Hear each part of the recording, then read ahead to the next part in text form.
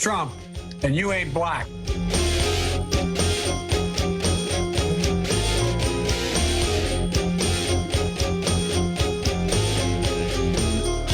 Good morning, good afternoon, good evening. Top of the time zone. I'm Alan C. You're with Johnny J in the house, here on the Intervision FM universe. You're not going to want to miss today's podcast. Brought to you by Bonefields Foundation, Chinook Foundation, Christian Brothers Moving Company, Englewood, Colorado. Also, Richard Damiano of the Littleton Eye Clinic. Stay with us. Oh my God. That's who we love, and that's who we serve. How dare you? Blah, blah, blah, blah, blah, blah. Is it running now? Yes. Hi, everybody. This is the Godfather Soul James Brown. I tell you, this business is on. My man is on. Check him out. This is the Godfather Soul James Brown saying stay with it and hit it. Okay, thank you very much. I guess we're here live. Another Monday. How you doing, Alan? Happy Monday, Johnny, and happy Monday to you, folks, Matthew, and our guest. Mr. Archuleta? Yeah. Today, we're going to have a very interesting interview. I met this guy. Well, I was hearing about him, and it was like he was here, there. He was like everywhere, and I'm thinking like, oh, this guy, he's doing stuff that I've never seen like the party like really do, and he fought through his way, and he got on top of the mountain, and now he's running against a 30-year veteran, Diane DeGette, and man, we want to just share some of his opinions and some of the stuff that he's done with you. And so, hey, we'd like to welcome you to the show, Mr. Archuleta, and we want to find out, like, how did you come out of nowhere to get to where you are now? Yeah, well, thank you very much for having me on this show. And yeah, that was a big part of our campaign when talking about this. I've been talking about this with people for about 2 years now. And a big part of it was going to be messaging, reaching out to different parts of the community here in Denver who maybe we haven't reached out to before, or at least not done the best job at speaking to and taking to them a message that maybe they've not heard of before. Because, we talk about the issues and the problems facing America, our cities, our communities, whatever. But the solutions are the things that we need to talk about. And I think a lot of times, especially in inner city communities, they hear the solutions presented to them basically from the Democrat Party, and they don't really hear different ideas as to other solutions to these problems and issues. And what I found is when I go to these different places in the city, people like hearing these different solutions, and I think that they agree with us on how we combat high prices, which is one of the biggest things I hear in Denver. You were there with us at Cinco de Mayo, and we had that chart. Housing and the cost of housing was probably the biggest thing people were concerned with. And then, of course, obviously the price of gas, groceries, just the cost of living.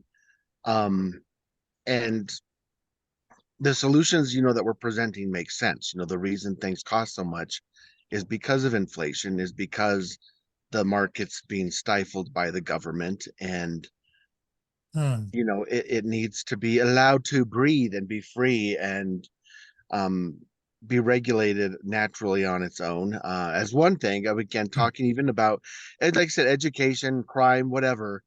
It's good, I think, to present different ideas. And like I've told people who even don't agree with me, and maybe I talk to like the politicians on the other side or the media, and I'll say,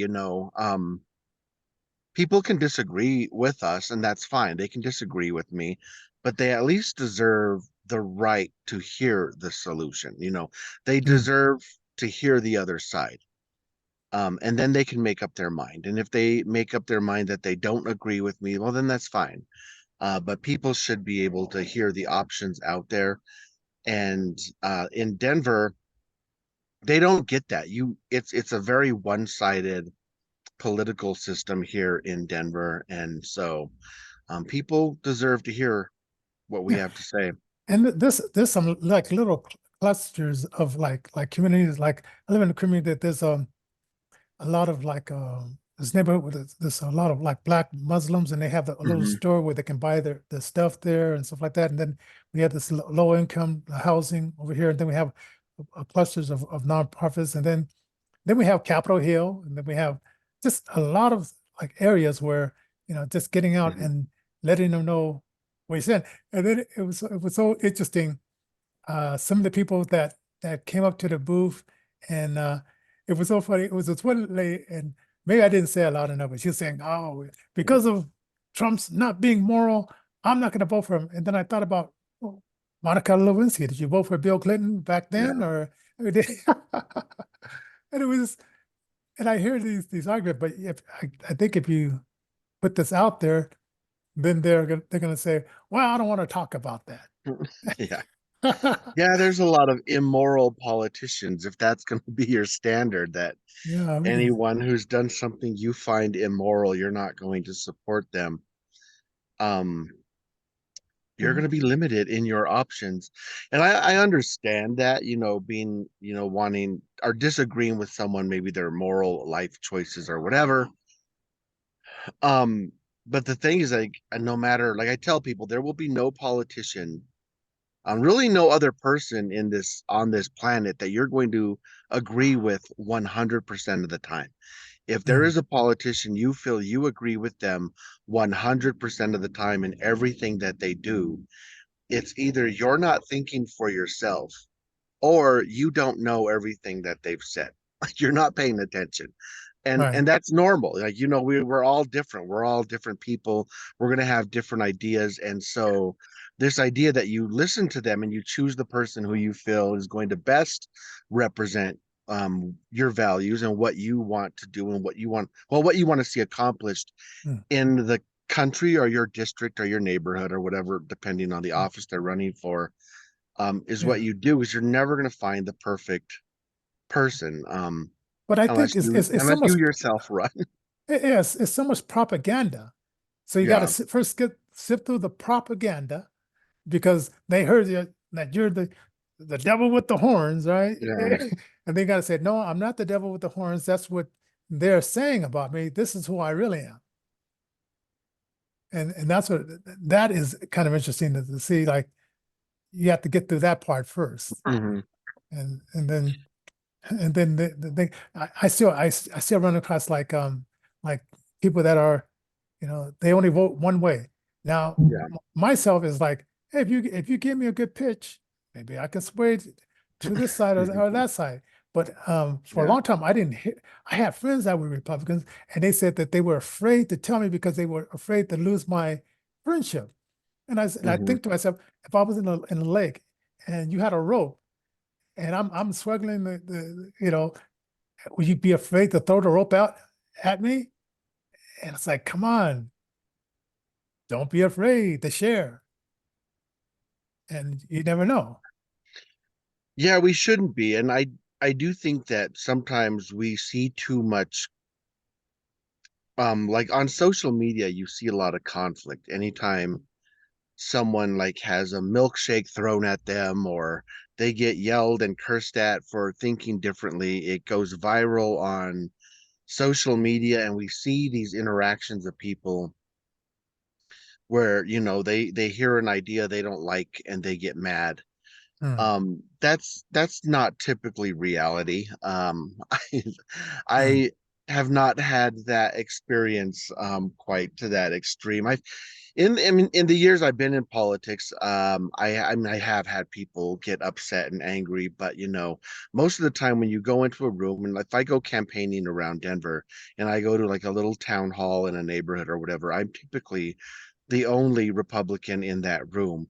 hmm, And when I announce, well, not necessarily announce, but I tell people who I am. I'm a Republican, and then I share my thoughts.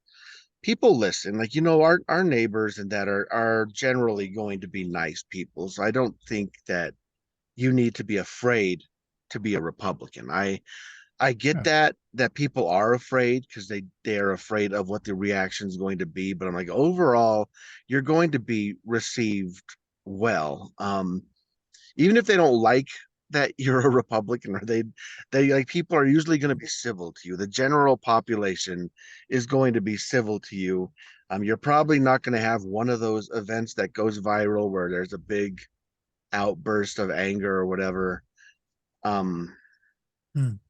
and I Now, think we need to start talking to each other, like both ways. Like, we need to stop living in bubbles where we don't tell people I'm a conservative or I'm a Republican or whatever, hmm, and only go talk to other Republicans. And same thing on the other side, Democrats. If you're a Democrat, you shouldn't be afraid to talk to Republicans, because I think that's an unhealthy environment that we're starting to create, where it's very tribal and everyone is kind of in their bubble and they don't want to talk to the other side. I was just starting to think about the pleasure of allegiance, and it's like Hmm. when it's to the republic, and I really didn't think about us being like a constitutional republic until just, I mean, just recently, and then I hear how these, even some Republicans keep on saying democracy, I said, we're not a democracy. We may vote like that, but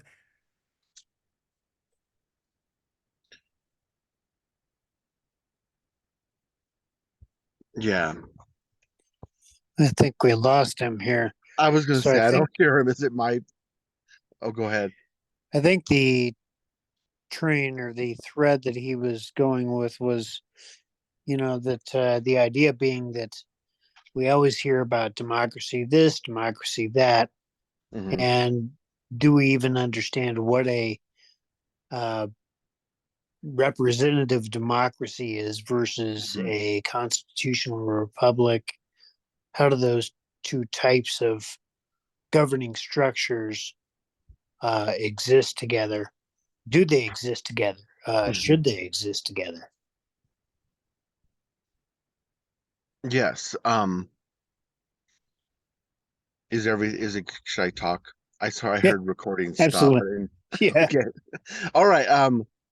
Yeah, that is interesting. You do hear a lot of people talking about the threats to our democracy, or we got to save our democracy. And I always want to ask these individuals, it's usually politicians. You don't hear your neighbors say that. right. People in real life don't say that, but you'll hear politicians say that. And I'm like, what do you Mhm. mean by democracy? Like, what is our democracy? Because we are a constitutional republic.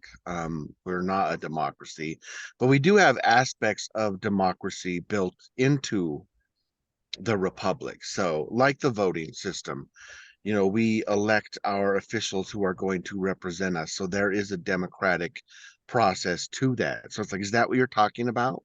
Our Yes, absolutely. voting Well, process, I like think this. think that's what Johnny was trying to get at. So, Yeah, what are because your I thoughts on I that? think that when they say that, they're referring to okay. our entire government as our democracy, which is incorrect, and it's not the proper way to refer to our entire government. But I believe that's probably what they mean. Even though I Hmm. think like they said, they use it kind of in a way, like I said, to represent that, even though in reality, the democratic part of our government would be like the voting process. So I almost want to ask them, like, are you concerned about, our election integrity? Is that what you're telling me? As far as preserving our democracy, but Yeah. it's Yeah. just it's I think there's an emotional component to it. Like, if you say, we want to protect our democracy, democracy makes it sound like, it has it carries the emotions of it. It's of the people, all of us Right. collectively coming together. Um, Whereas if you say, I want to save our republic, it sounds more government like. Hmm.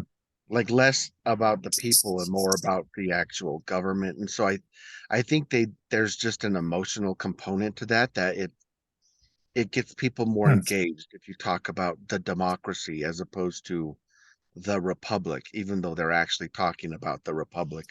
Mm. And they seem to have a No. problem with uh, uh, being a populist as well, Hmm. being for the smaller guy and being for the working class. And they say, well, the populists, they don't know what they're doing. We must stand over them, and we must show them, and they must, bow down to our leadership. It looks like a lot. Yeah, um I would probably it's probably like the left, progressives, they are very good at controlling language. Hmm. And they know the words to vilify and the ones to make sound like good. Like we talked about democracy, they made that a very good word. Where if you talk about being a populist, which also Hmm. means you're about the people, you want to represent the Exactly. people. That should be a positive word, being a populist. Um, Hmm. but they vilified that. They've made it seem like, oh, it's scary to be a populist. If you're a populist, you're a bad person. But being all about the democracy, which is also about the people, that's great. So I think we need to do a better job of controlling language. Maybe Hmm. control is not the right word, but like when you have a conversation with people using the right words to win over the argument in the conversation, Hmm. knowing which words to avoid and which words to use to kind of, and I hate to like say like emotionally grasp your audience, but you need to do that. That emotional component is important. I Yeah. think Republicans, we like to talk facts, we like to talk the details, and we'll Hmm. have our whole argument laid out with that's very well thought out about all the details and the facts, and we have the info and the polls and everything to back it up. But sometimes that little piece of heart is missing from our conversation, and Hmm. we need to put that in there to get people to listen to us. Yeah. Now another word is changed. They're now illegal immigrants. They're not immigrants. They're now newcomers, and these newcomers now have 13 demands. And I'm thinking, like, what is going Yeah, I on? saw that. One thing I think about that is I really would bet that the actual immigrants did not come up with that list. I would guess that someone who's an Sita activist, Baca, yeah, Sita Baca, possibly, I don't know, but yeah, some activist probably created that list for them. yes, Um, and I mean they're probably going along with it because they were probably told if you make these demands, you can get them. Here's the demands you should make. Because it seems very odd to me. And I don't know, maybe I'm wrong. I might be wrong. Maybe they did come up with this, but it just seems very odd to go into a country where you know you're there illegally and then present a list of demands before you receive the help that's being offered to you. Like, no, we're not mm, going to go into that house that you're giving us. We're going to stay out on the street until you give us this. Like, it just seems very odd, and it doesn't seem logical that that would happen. So I think that someone probably gave them that list and is mm, using them. Like, here's what you should do. no. Now I don't know who. these are the real conversations that I bet you'll be having as you go through like different communities, and you don't sound like a person that you would just shy away from.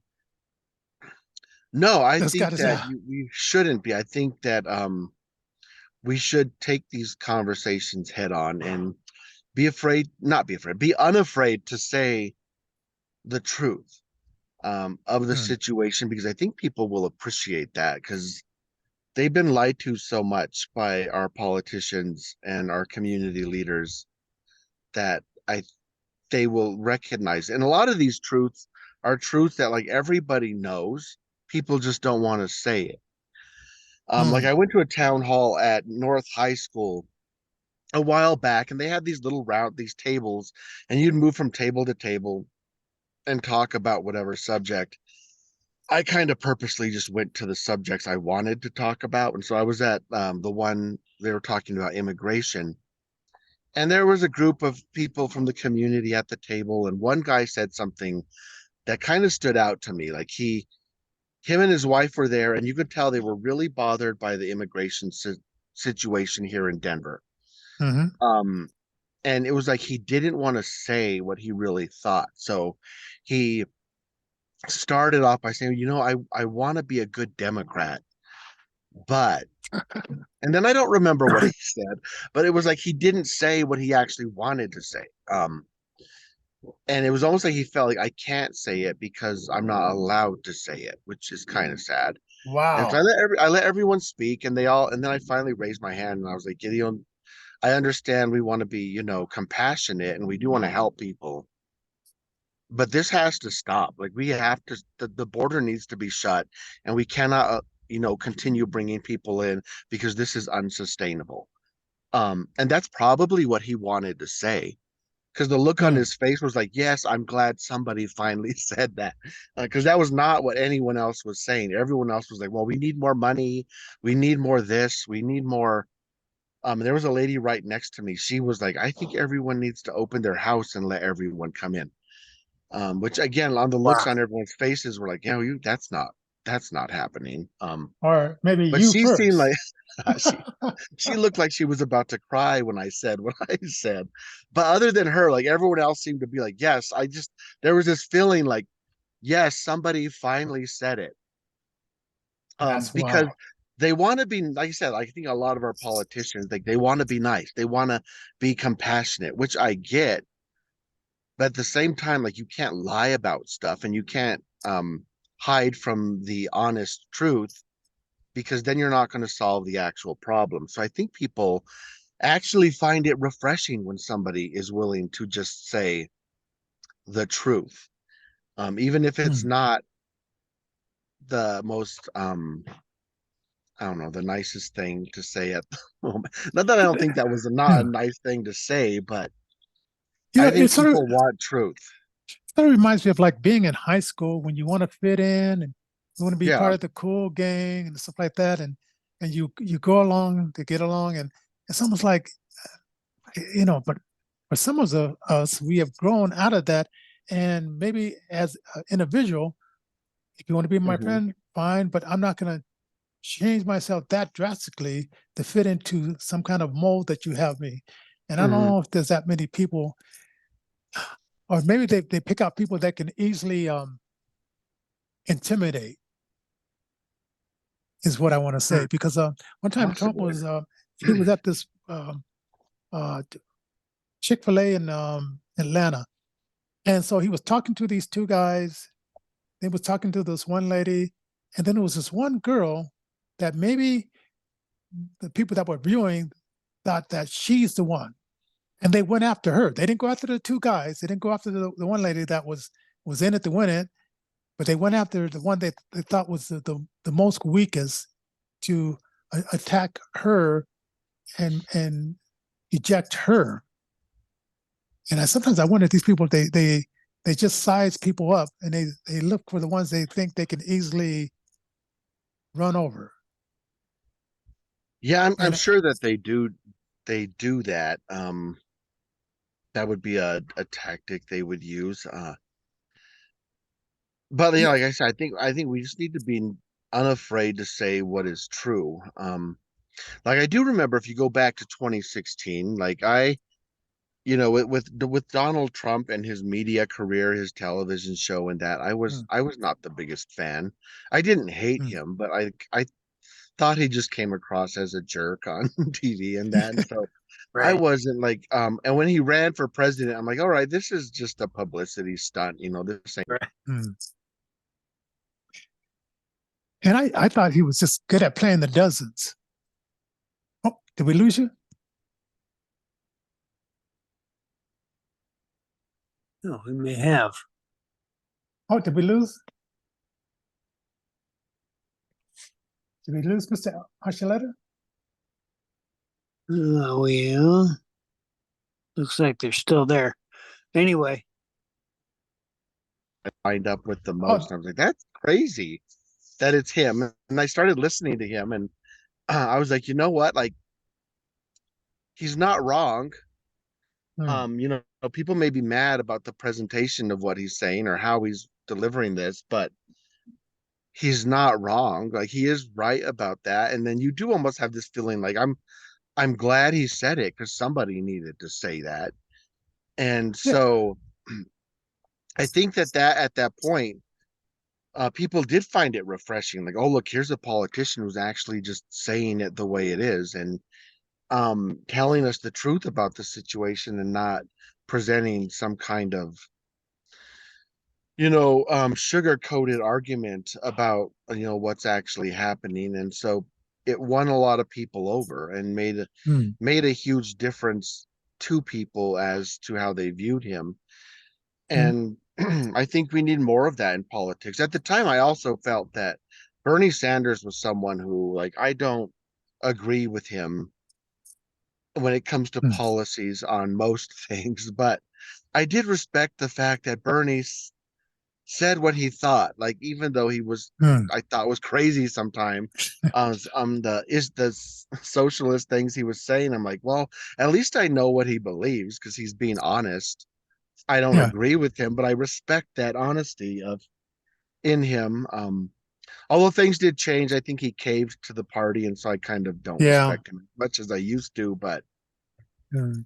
I Now think people like that let's find out honesty. about you and Diane the guest. She's this 30-year veteran, and it's almost like Yes. everybody loves Raymond type of thing. I'm not, and I've tried to go to some of her phone call town hall meetings, but it seems Hmm. like just when I'm about to get to be the next one in the queue, it disconnects, and then I hear a bunch of propaganda and people that are asking questions and kissing up to her that I feel that they're planted. And I said, why did I have to put myself through that stuff? But Yeah. tell us about, are there going to be, well, once you land the nomination in June, will there be any, hopefully any debates between the two of you? I hope so. We are really going to push for a debate. She has debated people in the past, but she's also avoided a lot of debates too. So, um, Hmm. I don't know.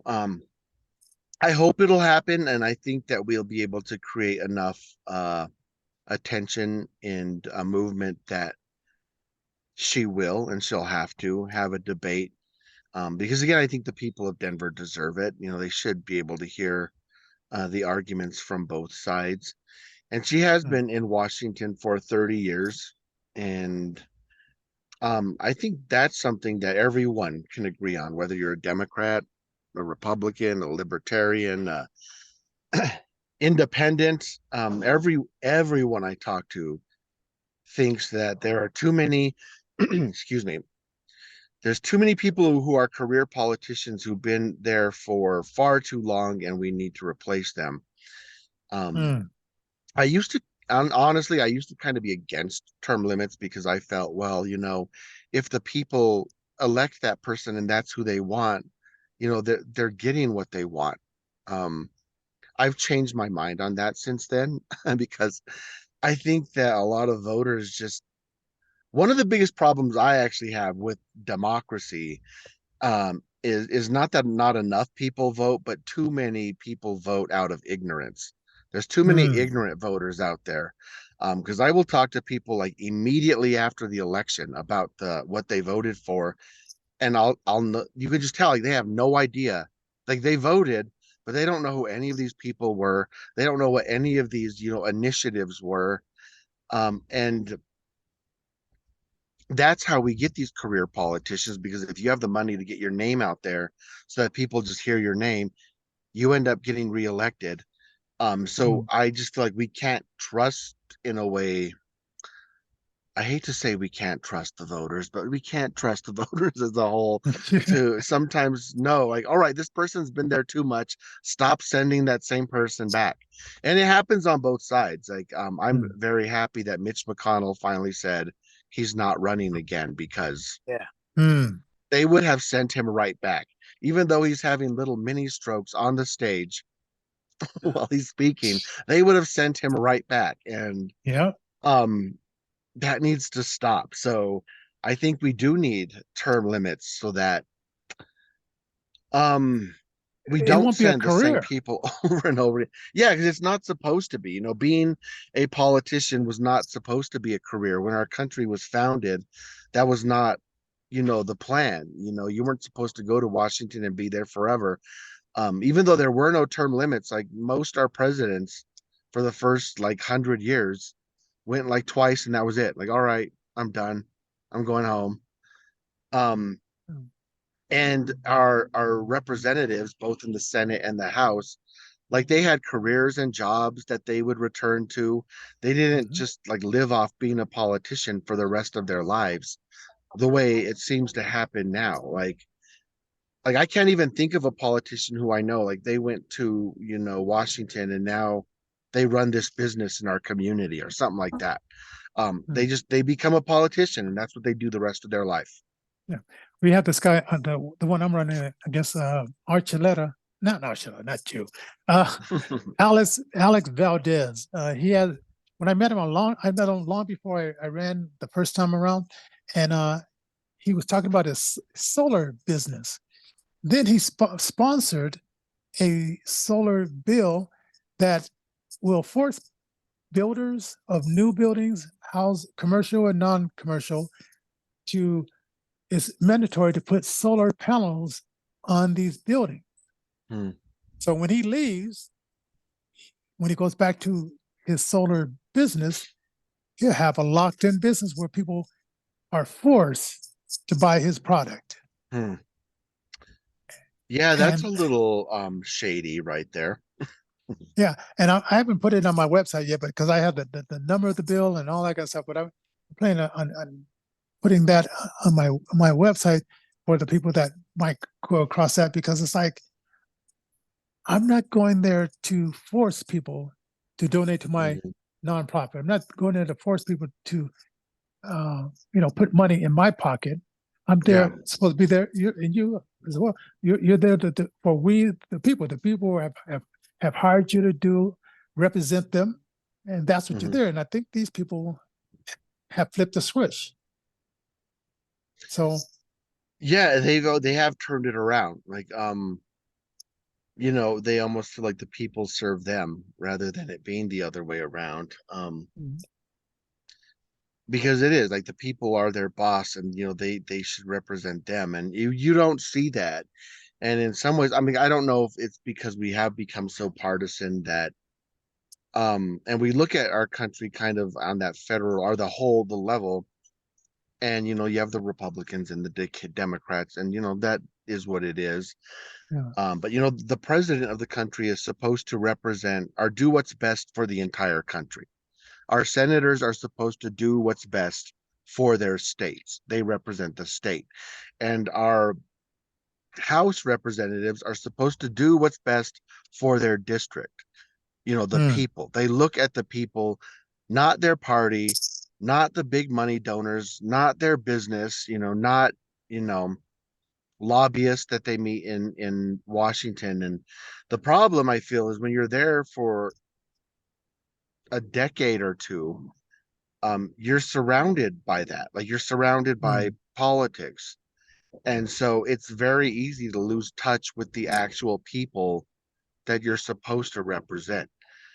mm. And so that's why, Oh, yeah. Because especially in the House, I think it's very important to replace them every few years so that you send someone there who does have a connection to the With the people in the community. Yeah. district. Yeah, the communities. Mm. well, it's interesting that you bring that up and that you explain it in that way, because when you look at it that way, where the House is supposed to have the power of the purse, Hmm. um, the Senate obviously makes uh, makes the final situation. I'm sorry, makes the final decision on situations. Things that are being voted on. Um, Hmm. Went right out of my head. Oh, I'm sitting there and I'm thinking about how you get to know people within that decade or 2 decades that you've been involved with politics. So, obviously you make friends on both sides of the aisle. Hmm. So, from a standpoint of boy, just getting to know people. Hmm. You might jeopardize a friendship or a working relationship if you vote a certain way. So a lot of times, Democrats have gotten really good at this. They've gotten really good at being unified. Yes. Um, what would you say to the Republican or independent voter uh, to unify? Because look, we're all unified anyway. Hmm. We're unified. Poverty is what it really boils down to at this point. 35 year high grocery bills. Uh, I mean, everything is through the roof. So, what would you say to your Republican or independent constituency to give them hope about unifying and that kind of thing? Yeah, and I think that's a good question. It kind of goes back to who you represent, and you can kind of put it in the perspective of, like you were saying, you get pressure when you're there. You're always going to have kind of pressure to vote a certain way, and that pressure should come from the people you represent in the community and district that you represent, not from your fellow politicians. That's right. But it So you does. need someone who's going to be willing to make like I tell people when I go to Washington, I'm gonna make Democrats mad sometimes, and I'm gonna make Republicans mad sometimes because I'm going to do what's best for the people of Denver, not for any party or the people I'm surrounded by there. And I've already done that. Like in my work in politics, I've never been an elected official before, but Hmm. I've worked with I'm the president of the Log Cabin Republicans here in Colorado, and I've been doing that for about 3 or 4 years now. And I've worked with different campaigns. I've worked with different politicians. I've worked with people on getting bills passed, in talking to our state senators and that. And um even recently, just with this campaign, I've said things that have made individuals in our party unhappy. But it's Oh, true. And so it's like you need to see someone who's willing to make people unhappy. That's hmm. one problem I have with our mayor right now, not to like divert the subject, but I feel like he's trying to make everyone happy, and in the end he's making nobody happy. Because some people do, they want to make the people happy, and it's like you don't become a or they want to become a politician because they want popularity, they want to be friends with everyone. It's like, well, you probably should not have gone into this business if you wanted friends, at least amongst the general public. So I think that's a strength of character you should look at when you're looking for a politician. Like, is this somebody who's willing to stand up for what's right and even making their own party upset with what they're saying, or Yeah. because it's the right thing to do. And you shouldn't see on either side. If you look at the voting pattern in Washington, it is far too partisan. Far too Hmm. often it's just all Republicans voted this way, all Democrats voted that way. And I agree with you in that the Democrats stick together much more than the Republicans do. You see Republicans veer off here and there more than the Democrats do. Democrats tend to be much more in lockstep with what they're doing. Um, but like I said, you're representing districts. So even if it's the Democrat representatives, they represent a very wide range of districts of people. Some of them are more urban, some of them are more rural, some of them, they all face different things. So they should not be voting in lockstep because that's Hmm. not what their communities are. So I think it's a positive thing that we see Republicans breaking off more and voting against their party. Like, to me, I know it kind of irritates us sometimes, but that's the way it should be. Like, it shouldn't be lockstep all the time. And so I would tell independents that that's a good sign for the Now, Republican Party. we need to get you some more money, some more Yes, we money. do. And how can people go to your website? Because I got the links in there, but where people can click on in the descriptions. But tell people how they can. Yes. And it is important because like we had talked earlier, we went to Cinco de Mayo. It costs money to have a booth like that. There's other festivals coming up. I would love to be at these festivals so you can talk to the people. But it does cost money to have these booths and to set them up. So go to archuleta4colorado.com, all spelled out. And there's a big giant donate button right at the top of the page. Click that.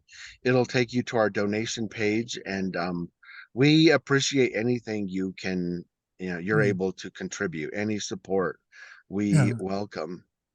And you had a couple of like really good volunteers there as well. You could probably use a few more of those to Yes, we help can use people. And as the campaign season goes on, we're going to get busier and busier. We'll need people to make phone calls, knock doors, come to these events with us. Help us organize events. We have on Saturday, May 25th, we're going to have a campaign kickoff of an event that's going to be near First and Grant. I put out a thing for it, and there was an RSVP link. The RSVP link says it's sold out. Don't listen to that. Just come. Even if you don't RSVP, just come. What happened was a bunch of trolls went in there and and said that like their max number of people were coming and filled up all the slots in like 30 minutes. That's crazy.